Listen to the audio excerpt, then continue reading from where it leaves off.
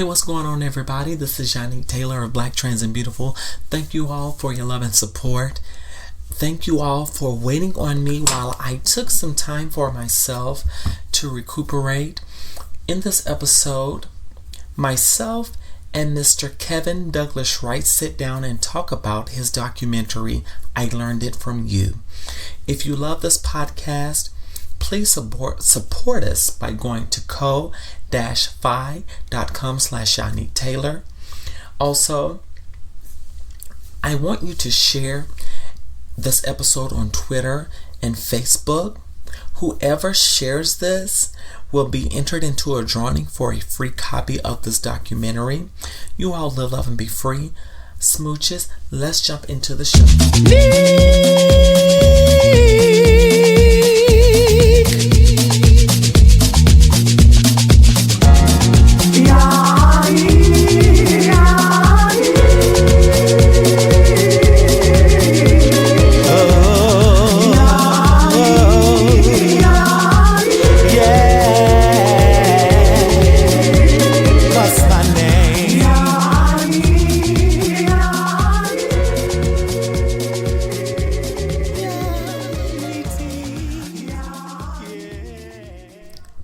Hello everyone, this is Yannick Taylor, your priestess, never your mistress.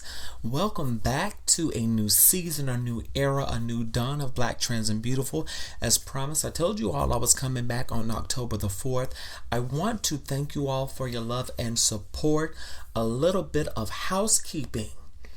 I have bonus materials up on a new Patreon page. That's at ko-fi.com/Yannick Taylor. Y'all go check that out. I have a very special treat for you all on this episode. I have a very special guest here with me tonight. Please, my special guest, please introduce yourself.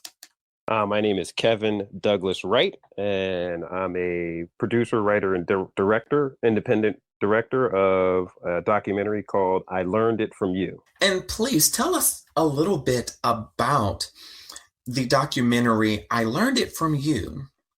It's a like you said, it's a documentary, so it's real life stories of different people's perspectives, and just to give you a quick synopsis in one sentence, it's sometimes what people teach you can be dangerous. That's really summing up in one sentence. And basically the documentary is about how people teach things to each other that could be very dangerous. And in this particular documentary, I randomly interviewed 6 different people and asked them 6 questions.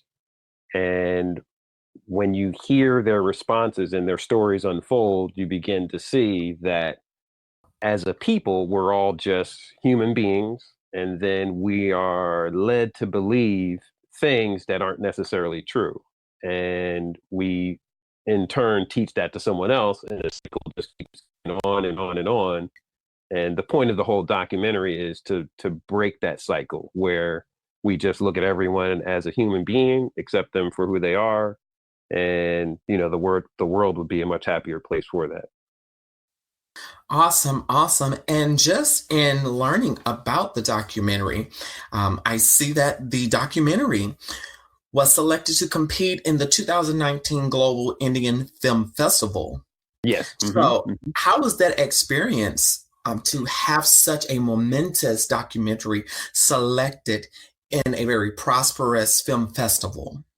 It's pretty interesting because no matter which film festival it is, they're all very competitive, and it's extremely, extremely hard. And even if you don't make a film festival or you don't get selected, it doesn't necessarily mean that your film is not good. It's just that there's so many unique films out there and there's so many good filmmakers out there. It's just they have to pick a few. And so the categories, the way that it goes is you can be selected, but you didn't win a particular category. But for your film to actually win a film festival, it's pretty impressive because most film festivals have thousands upon thousands of entries.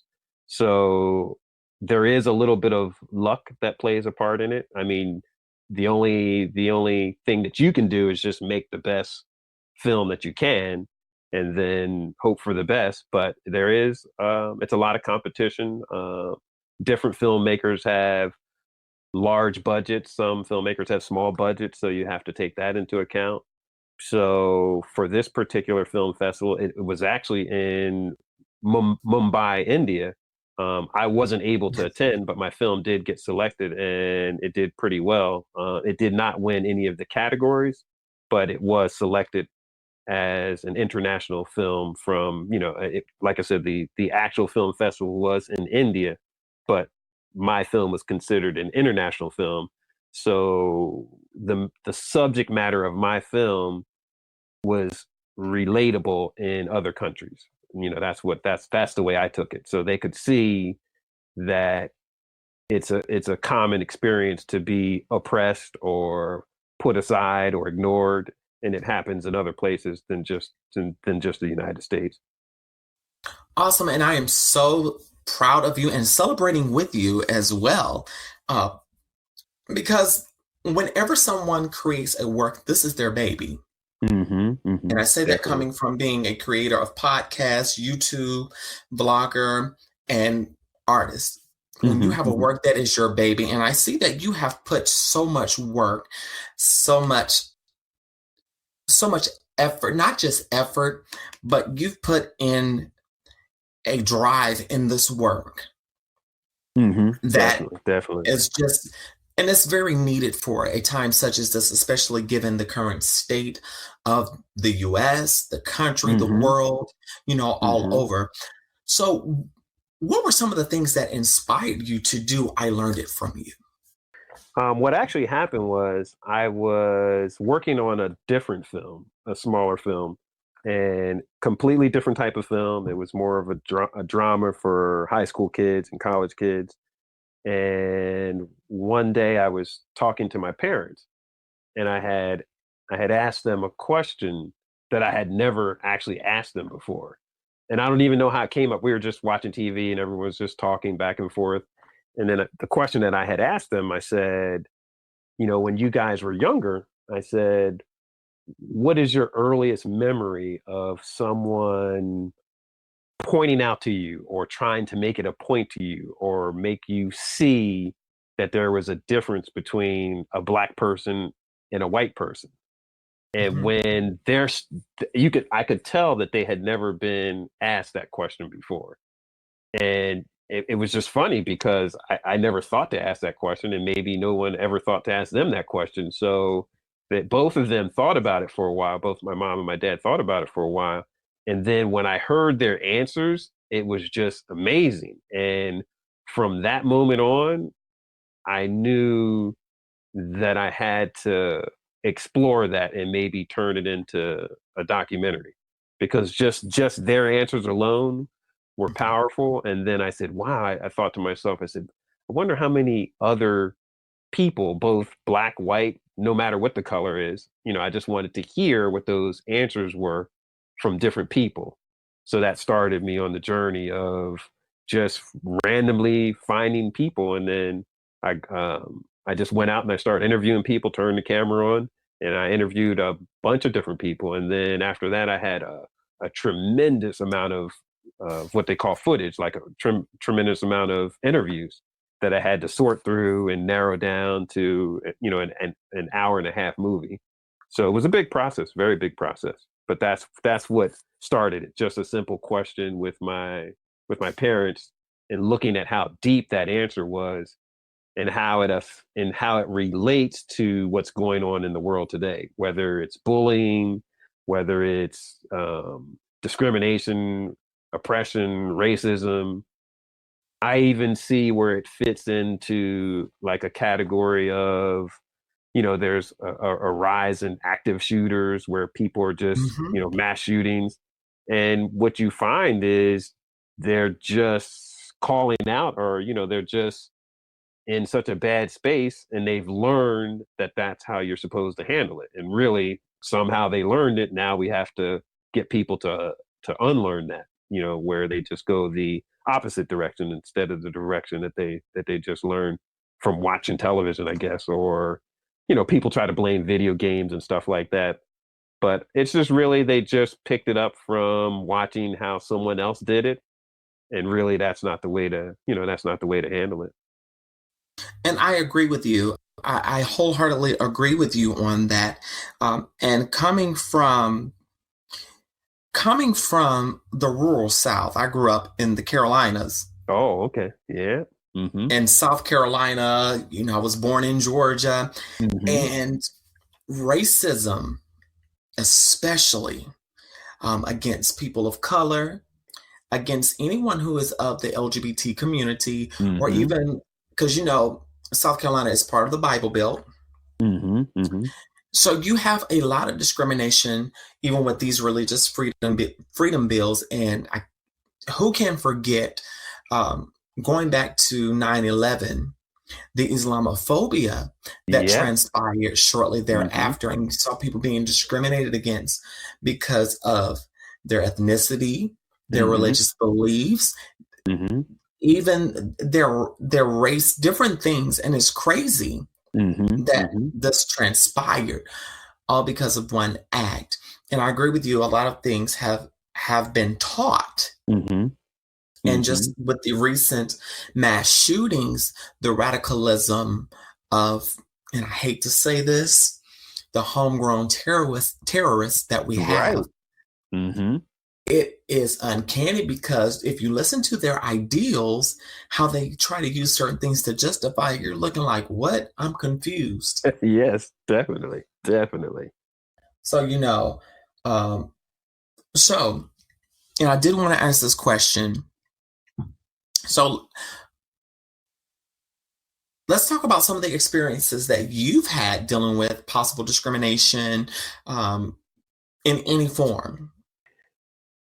When I look back at my upbringing, I think it's pretty unique. I grew up in the North, grew up in New Jersey.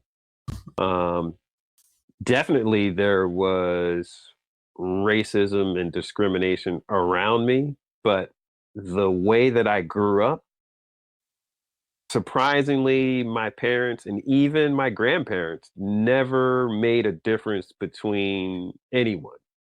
So I didn't know that there was a difference between people until I went out into school. And that's where you see and feel that someone's trying to convince you that you're this type of person or that type of person, or oh, you're black, or oh, you're this. And I used to always be confused because I just never I didn't look at myself as any color, you know.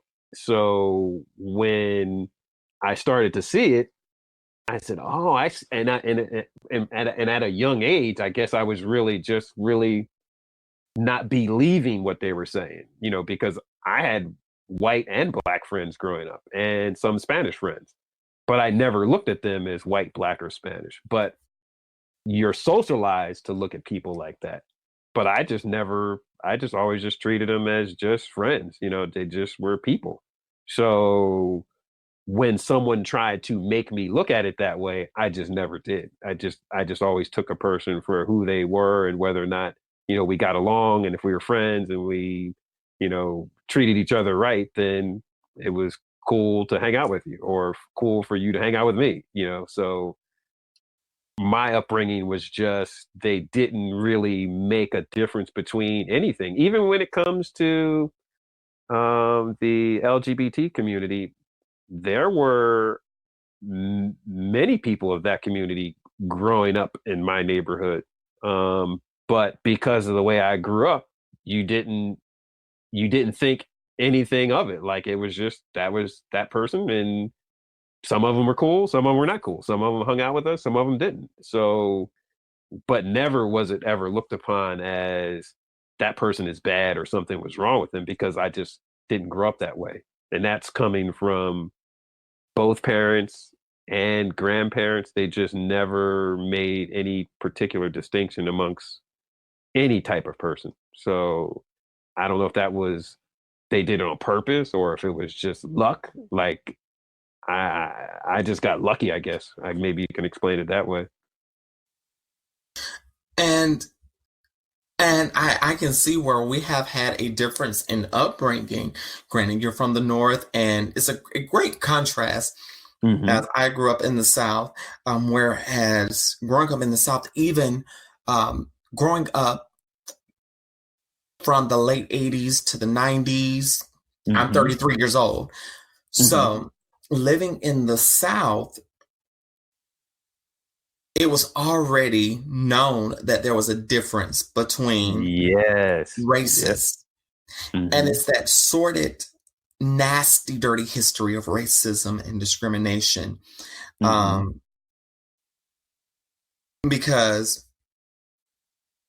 I honestly feel that um, we can blame it on Jim Crow. We can blame it on systematic and Mm-hmm. institutionalized racism and discrimination, even down to the laws that have been passed, Mm-hmm. different things. Because if you look at a lot of laws, even with voters in Yes. recent elections, how they try to displace voters and all this rezoning and gentrification, you see that is steeped in classicism, racism, and all of these isms and schisms, as I like to call them.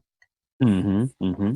And one of the things that really stick out to me is living in the South. And you may have heard about this. There was a shop in South Carolina about 30 minutes from where I lived called the KKK shop.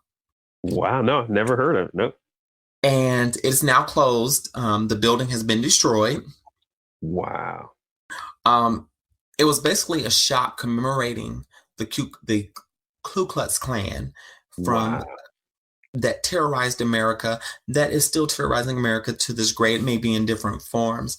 And I remember the protest surrounding this. And even more recently, a couple of years back, before I left South Carolina and moved out of state, with the Black Lives Matter movement and the assault on Black lives due to police using excessive force on unarmed people participating in those protests, and just hearing some of the things that have been spewed.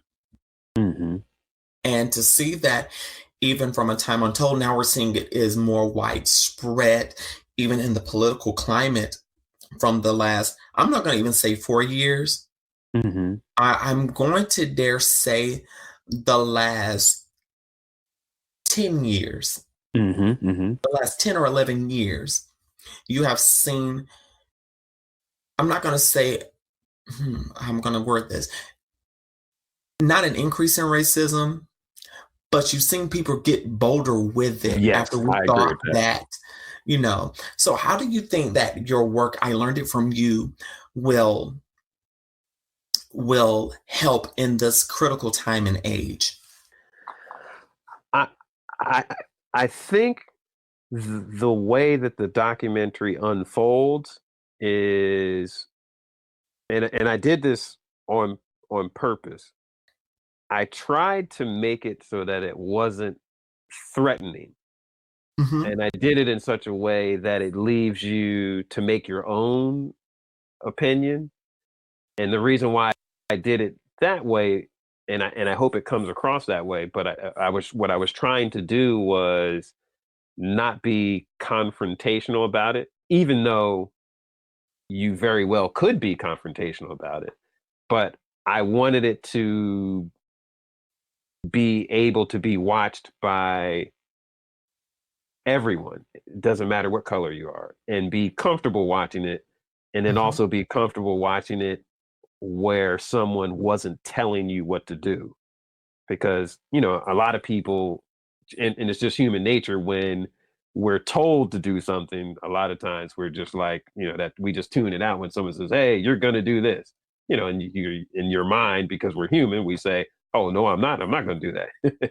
It's just how we react to things sometimes. So what I tried to do was just make it as gentle and non-confrontational as possible, but still proving a point, and allowing someone to see it on their own, that really, if if you're a white person and you're racist, if you happen to actually watch this movie, I'm thinking that it would make you think. I don't know that for sure, but if you really just look at it, the only reason why someone is like that is because they learned it from someone else.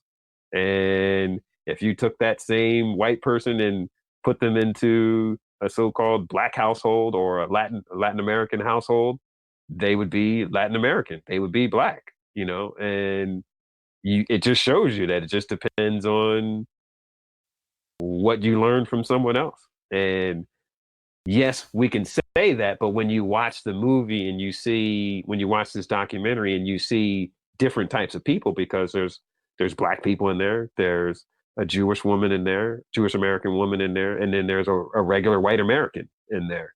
And his stepfather was in the Ku Klux Klan. And you see that information didn't stick on him for some reason. His own stepfather was in the Klan. And for whatever reason, those teachings didn't stick on him. So it just shows me, and if whoever else watches the film, it just shows you that it's just something that's learned, and you have a choice to believe it or not believe it.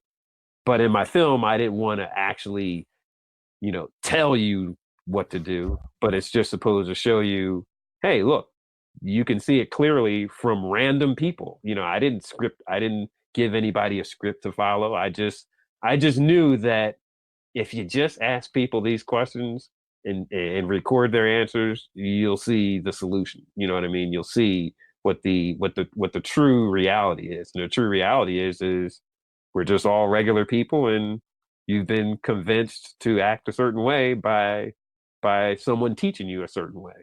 And we're all just human beings. So I hope this film goes out there and, sparks someone's mind to really just look at it a different way without being forced to look at it a different way. And I agree. I do believe that, and I do know for a fact that these behaviors are taught, because there's a video that had been circulating the last couple of weeks of two little toddler children, one of them being a child of color and the other one not being a child of color. Mm-hmm. And they see each other and they run and hug each other like they've been. I did see that. Yes, I did see that. Right. That was a good video. Great video. And it just warmed my heart. Mm-hmm. Mm-hmm. And I'm like, I would hate to see what the world does to them once they get older. Yes, see, and you said it the right way. And that's what happens. Is like the world, whoever these people are, attempt to get you to look at it differently. But when you're little, you see it for what it is. And that video really showed what it really is. You don't have any bad feelings towards someone because of their skin color. But like you said, when the world gets a hold of each one of them, they're going to try to influence them to be black or to be white and to look at that other one with distrust or something like that. So, but you can see it. And that video shows it. Two little kids, it wasn't even in that hatred wasn't even inside them. I don't think you're born with it. That's just my opinion. I just think it's learned, and you're taught to be that way. And I agree. It is learned. It is a learned behavior. Now, I did want to talk a little bit about these subjects, or those that participated in the documentary. Mm-hmm. You stated that they were from different backgrounds, different ethnicities, different racial backgrounds, different religions, different backgrounds, period, different walks of lives. How did you manage, so to speak? How did you manage to find willing participants that would be willing to openly talk about discrimination, racism, and different things that's going on to this day? Mm-hmm. Actually, what ended up happening was I posted on Facebook that I was looking for people to be in my documentary. And when I did that posting, I didn't tell them what the questions were going to be. And a few of them, right before the documentary, did ask me, well, what kind of questions are you going to ask? And the way that I set everything up was, if they asked me before the interview, I would tell them. But if they didn't ask, then we would just do the interview. So some people did actually ask me what the questions were, and then they backed out and did not want to do it. So I did go through a handful of people that didn't want to do it because of the questions, but the majority of the people did do it with the questions, whether they knew the questions or not. After we got into the interview, let's say, for example, some people didn't ask me what the questions were going to be. And then when we got to the interview and I began to ask the questions, everyone still participated. They just maybe had to think a little bit harder to answer the question because they didn't know what the questions were going to be.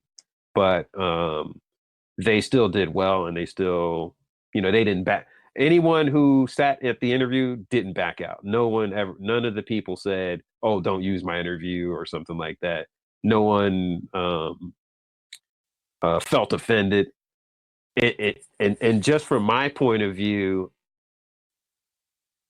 I felt that your traditional white Americans might have had a problem with the questions, but they really didn't, because I don't know if it was my personality or the way that I phrased the question.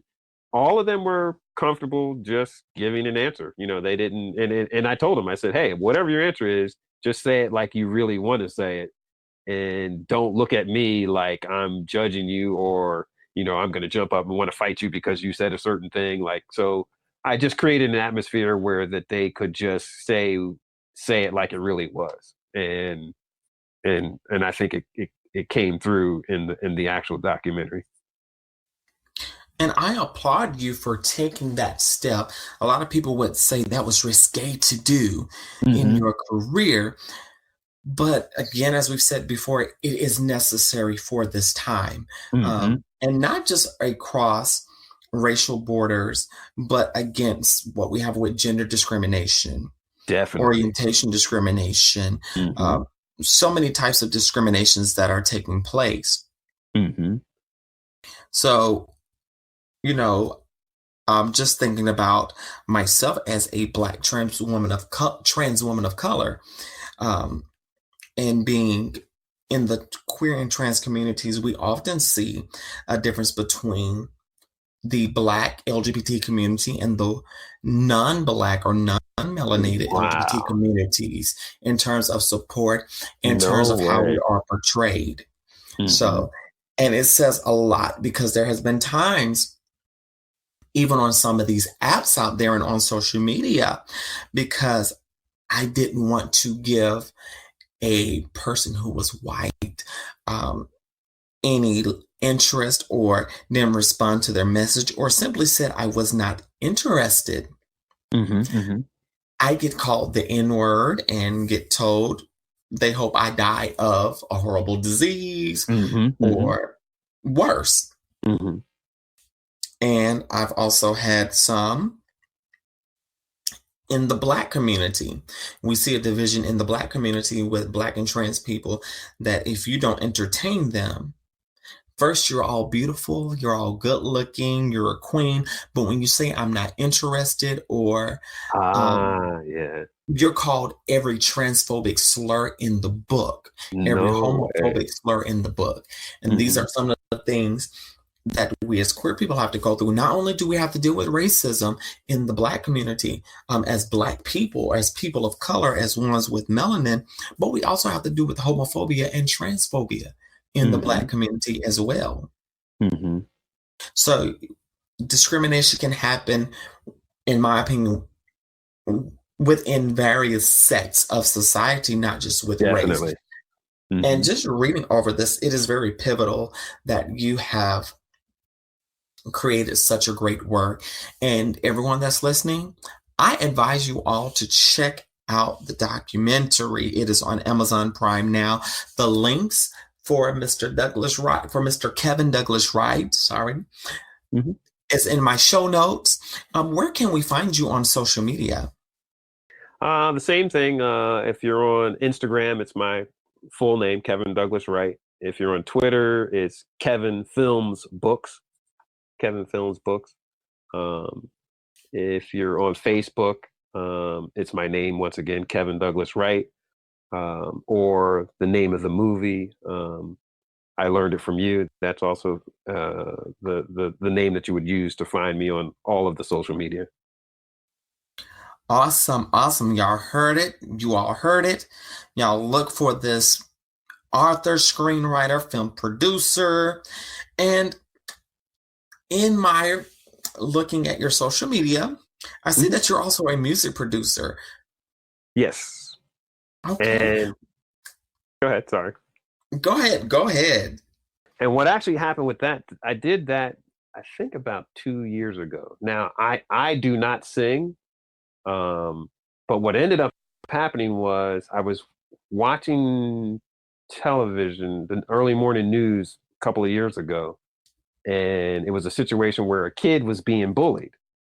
And it was during the morning when the kid was, I think the kid was going home, or the kid might have been coming home from school. One of the two. He was either going to school or coming home from school. But it was at a time when there was a lot of traffic, so that people were driving by, and it was going through a neighborhood. He was walking home through a neighborhood where there were houses and apartments. So it wasn't like it was an isolated incident where no one could see. So two bigger kids, they were beating him up and he was screaming, and you could hear it on the video. And cars just kept going by. No one said anything. No one stopped. I'm pretty sure as loud as he was screaming, there had to be someone in one of the apartments or one of the houses that were nearby, and no one did anything. The only reason why I think that it stopped was because they got tired of beating him up, and then they just left him there crying. And when I saw that, it just made me angry. Like wow, like no one did anything, nothing at all. And that day, I just was right. I just wanted to write something, so it ended up being like a poem. And then I posted that online, and then it got some good feedback. And then I said, "Wow, poems are popular. People do read them." But I was like, maybe I could do something that it makes it get a little bit further. So I just reached out to. I think I did another. It might have been a Facebook post or some kind of post on a website, that I was looking for someone that could help me turn this poem into a song. So I went through a lot of different people, just learned. And some of them just weren't the right fit, the right type of music, type of genre. And then I stumbled upon this one girl, and just the way she interpreted the song, I decided to go with her, and we just collaborated back and forth over the next couple of months. And then we finally finished the song, we posted it. And like anything else, it's still hard to get the exposure because of just the way the music industry is. And it's on a lot of the streaming services. So whatever music streaming service that you have, whether it be Spotify or doesn't matter which one it is, it's on there. But it's just it got a little bit of traction, but it's just a single, and you really need to either be performing that single or follow it up with an album to make it get a lot more exposure. So it did get out there. One radio station did interview me about the song, and that gave it a little bit more traction. But the reason why I did the song was because I just wanted to do something to try to alert people to just don't walk by when you see someone in trouble. That was my sole purpose for doing it. And the same with this documentary. feel that when I see someone being oppressed, whether it's myself included or discriminated against, and even if I wasn't, I could just be a regular white American or someone who's not discriminated against, I think I would still do it. Just because of my personality. It's just we shouldn't have to go through life in fear or being oppressed just because someone else wants to do it. We all just have to step up and just say, hey, everyone deserves a pain-free life, a stress-free life, and everyone's got a right to live here just like anyone else. So those are my reasons for doing the song and the documentary, and just trying to make people be a little bit more aware, but also really trying to do something about it. We always hear and see stuff, but it's always hard to know what to do about it. So that's why I did those two works of art. Awesome, awesome, awesome. And I see that you are a well-rounded individual, creator, and I dare say activist as well. Yeah, I would categorize it. Yeah, I just don't like to see situations where people are. When I look at it, you look at the United States, and even I haven't been to any foreign countries, but I have a lot of friends that are from different countries. You just look at the way the world is, and why should it be bad? It's so much stuff that can be nice about it. Why bring in the negative part? That's what I have difficulty understanding. So that's why I do what I do. And I totally understand, because I look at people that claim to be of this religious sect and different things, and I'm like, how can you discriminate against someone and you don't even know them?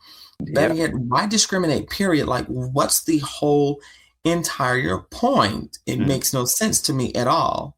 It makes no sense to me either. No sense.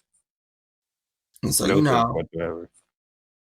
And it's crazy. And just seeing the things that are going around now, oh my gosh, it's just so emboldened with the current presidential administration. Yes, and definitely. We're seeing so many hate groups rise and celebrities saying things on social media. And it's like, wow, are you all really saying that, like, for real? are you you're trying it right now? You're really trying it. And then you think, and not everyone knows everything about history, and I don't even claim to know everything about history. But you would just think that we already dealt with that, so why would they want to go back to that? You know what I mean? Like, no one's going to sit there and take it, so no one took it before. So what makes someone think that they're going to take it again? So I don't understand it. I don't understand why they're emboldened to do it when we saw what the past history was. It didn't work out, and no one should have did it in the first place. But for some reason, I don't know why they feel like they have to try it again. I don't know. And I agree with you. I don't understand why they want to try it, but it's going to ultimately fail.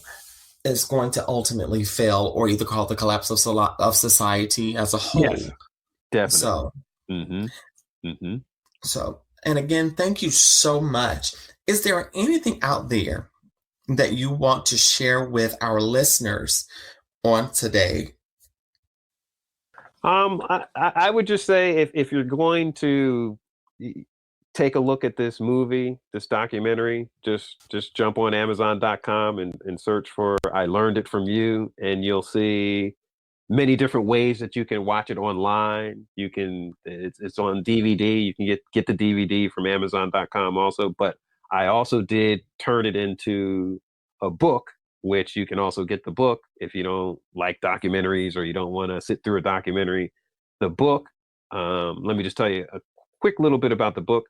I wrote the book so that a person would read the whole thing. And what I mean by that is sometimes books are 2, 3, 400 pages long, and even I'm guilty of this. Sometimes I buy a book that's 200 or 300 pages long, and I might read 50 to 100 pages and maybe either lose interest or don't finish it.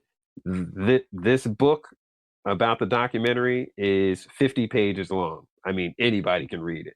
So it's nice and small, but it's still, you still get the same effect from the way the documentary is.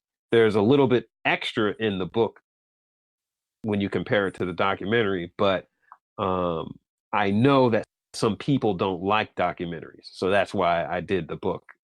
And then, like I said, I made the book a smaller version rather than making it a 300 or 400 page book. I wanted to make sure that if you did get the book, it's very easy and you'll read the whole thing, and you'll really take something away from it. You'll really be able to make your own decision of, how you should handle the next situation when you're faced with, you're a regular white American, a Hispanic American, someone from the LGBT community. It'll make you look at that situation differently. It kind of, I won't say it forces you. You'll be more aware that first response that you might have had now might be different, just because you really understand what it is. You understand why you feel that way.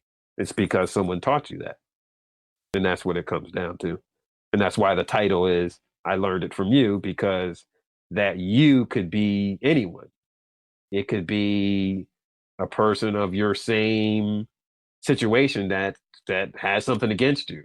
Well, there's a reason why they feel that way. They might be some form of jealousy or envy, and you learned jealousy and envy, and you just have to learn how to deal with it. It's nothing that the person that you're envious or jealous about, they didn't do anything to you. It's just you learned that behavior, and it can be unlearned. So that's why the title of the movie is like that. It's just meant to gently remind you that just don't react the way you've been taught to react, because it's real. The world is really not like that. You just learned it that way. And I agree. I truly agree. Because you can easily unlearn a learned behavior that has been proven. Mm-hmm. And the things that we have been taught, even ourselves as melanated people, mm-hmm. we've had to unlearn those. Yep. Big time. Mm-hmm. And when you unlearn those things, it allows you to go further, meet new people, mm-hmm. and you will see that the things that you were taught were not beneficial to you, but it was steeped out of what our foreparents were taught, the experiences that they had. And now it's a day of reckoning, so to speak, to where things must change so that we can forge on and make a better world for coming generations. Definitely. And then you even look at the current president of the United States and how they were trying to make us look at our Mexican neighbors as bad people. I mean, really, they're just in a bad situation. There's nothing like why should we assume that they're all going to come here to break the law? You know what I mean? Like why can't they come here and be good people? Like we're just supposed to just automatically assume that they're one way, and some people bought into that, but you just learned it. If you did buy into that, you just learned it from the president. You just learned it from them, but it's not true, because it can't be true, because you didn't even meet any of them. You know what I mean? Like, how can it be true and you don't even know who they are? You didn't even talk to them. So that's why I say it's just something that we learn, and we can see examples of it, right in front of our face, just going through our daily lives when we watch the news, and you see stuff. But like I said, once you really see it painted a certain way, now you might not really buy into it as quickly. And that I agree with.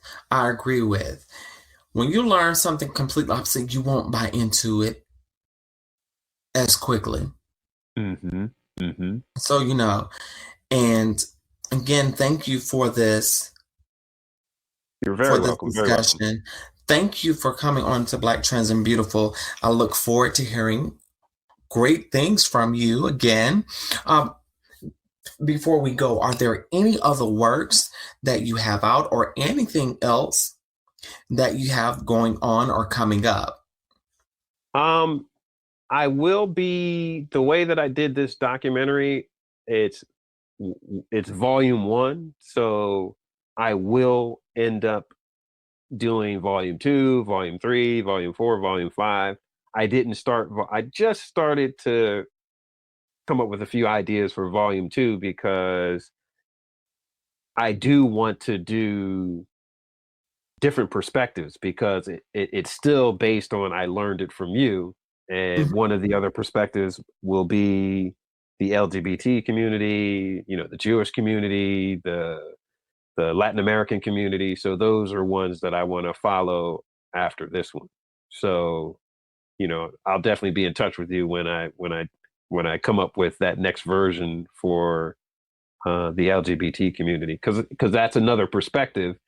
We can use this particular documentary as an example, so that you could look at and how to handle yourself in different situations. But I still want that perspective.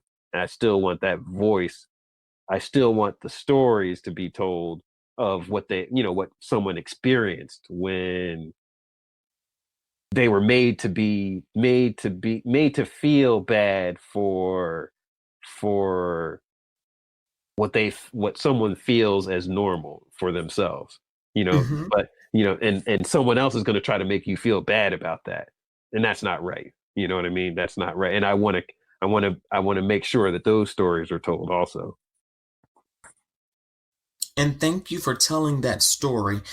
And everyone, be sure to check out I Learned From You. Again, the links are in the show notes. You will all see me tweeting out the links and tagging our guest on tonight. Y'all see me tweeting this. Again, Mr. Wright, thank you so much. Thank you so much. And I do believe there's something special you want to tell our listeners that are listening tonight. Yes, I'm going to leave it up to your host here, and I'm going to give one free digital copy of I Learned It From You, the book that's based on the documentary. Your host is going to select one of you to receive a free copy of the digital version of the book. And once Yannick decides who that person is going to be, they'll email you the instructions to download the book, and you'll have it in your hands, and you'll be able to take a read and just see what the book is all about, what the documentary is all about. Awesome, and thank you so much. And y'all, in order to get that, make sure that you retweet this link. Retweet, and I will be picking from those who retweet, who shares it the hardest, who goes hard in the paint. So I'm going to be watching social media. So with that being said, love, and be free.